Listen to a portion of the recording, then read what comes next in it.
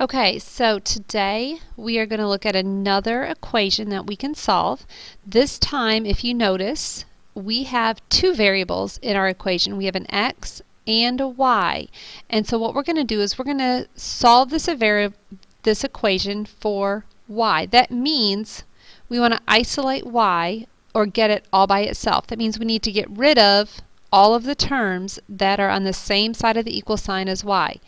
If you remember back to our last unit when we did point slope form and we did the two steps, the distribute and then add or subtract, that's kind of like what we're going to do with this in this situation, except we don't have the distribution. Okay, so it's kind of the same thing because back then last unit we were solving or isolating y. Now we're going to do it again, except it looks just a little bit different. Okay, it's going to look like this, where we have x plus y equals a number, or y minus x equals a number, or 3x plus 2y equals a number. Okay, it's going to look something similar to that. Now throughout the video, if you need to pause it, or if you guys need to catch up because I'm going too fast, then just ask the sub nicely to pause the video, and I'm sure that he or she will, and you'll be able to get everything copied down. Alright, when you are finished with this video, you will have some in-class work that you will need to work on and complete and turn in before you leave today. Alright, so you know what that means, no homework for the weekend. But you will be turning in the class work today, and I'll grade it when I get back on Monday. Alright, so let's get started with our lesson for today. Alright, so I'm going to start from the very beginning, or I'm going to start kind of from the end now at the very beginning. So two steps to solve for y. The first step you're going to do is you're going to add or subtract the x term that's on the same side of the equal sign as your y. Okay, so that's going to be our first step. The second step is you're going to divide all terms by the coefficient of y. Now y doesn't always have a number other than 1 as a coefficient. Sometimes it's 1. Then it's okay. Then all you have to do is the first step. Okay, so we will look at a couple of examples of that here right now. So copy this down. X plus y equals 5. Now what do we need to do to get, or what do we need to get rid of in order for y to be by himself? Did you say x? I hope so. We need to get rid of the x. So let's go right here, and how can we legally get rid of the x? Subtract x. Good, so we're going to subtract x from both sides of our equal sign.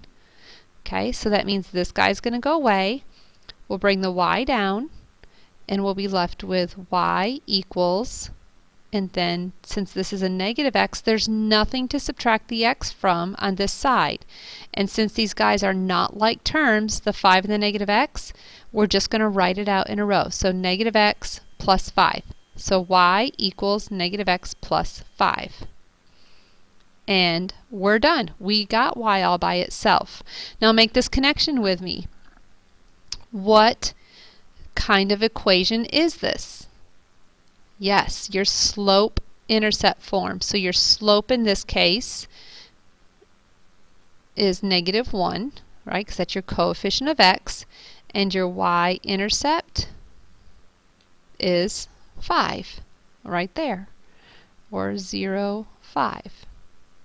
So learning this skill is beneficial to us because now we can take this equation, which seemingly at first didn't look like we could graph.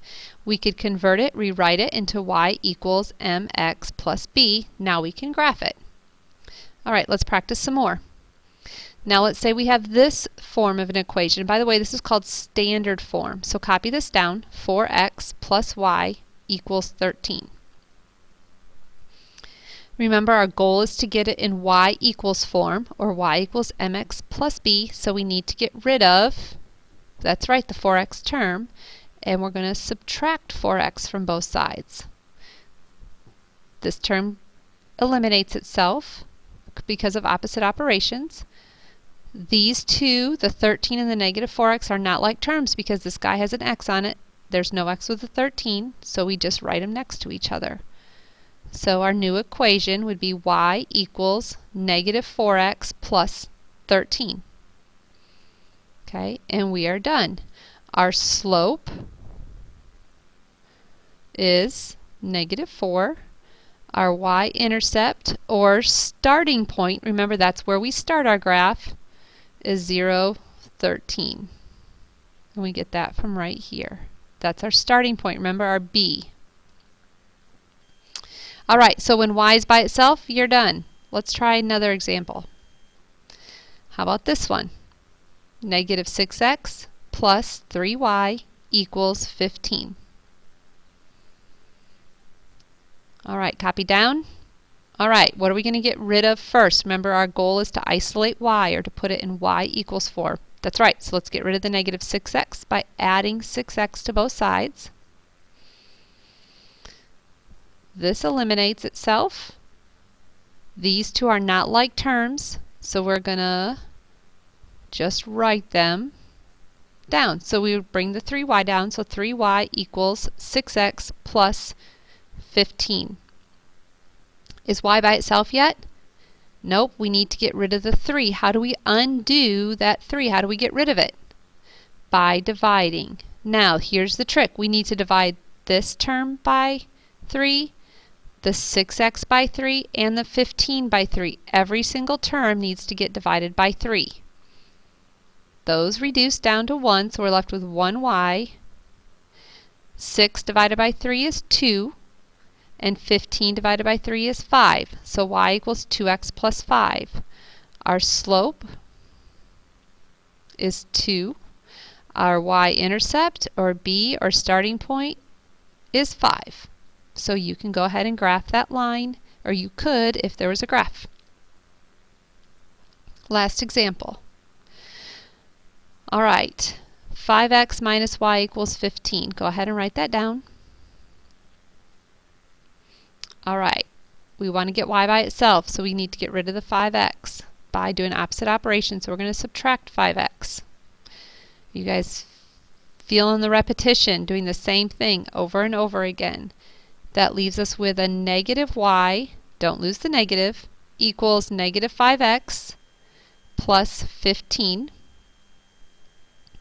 Now, a -y is no good.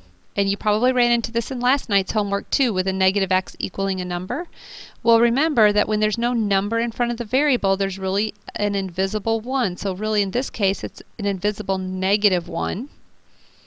Okay, so we can divide by a -1, and that will give us a positive y. -5 divided by -1 is a positive 5. Positive 15 divided by -1 is a -15. So our new equation in slope-intercept form is y equals 5x minus 15. All right, make sure you have these steps down in your notes. Step 1, add and subtract x term. Step 2, divide all terms by whatever the coefficient of y is. And if you need to pause here to make sure everybody has them in, please do so. And finally, here's your classwork for today. It's going to be worksheet 3.2, Solving for Y, Day 1. You're going to do numbers 1 and 2. Don't worry about the tiles boxes. Okay? Numbers 3 through 8, do all except skip letter F. And if you'll notice, the equation is written on the left box by the graph. Move it over to the right box where it says Solve for Y. Rewrite the equation, and then use that room right there to solve for y. Right next to the A, solve for y, write the equation, then do your work.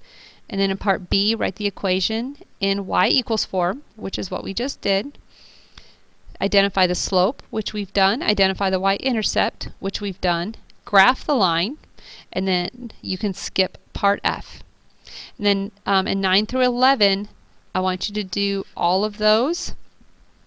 Okay, remember our rules for parallel lines. They have the same slope. Oops, sorry, I'm not so good at my airliner yet, am I? Perpendicular lines.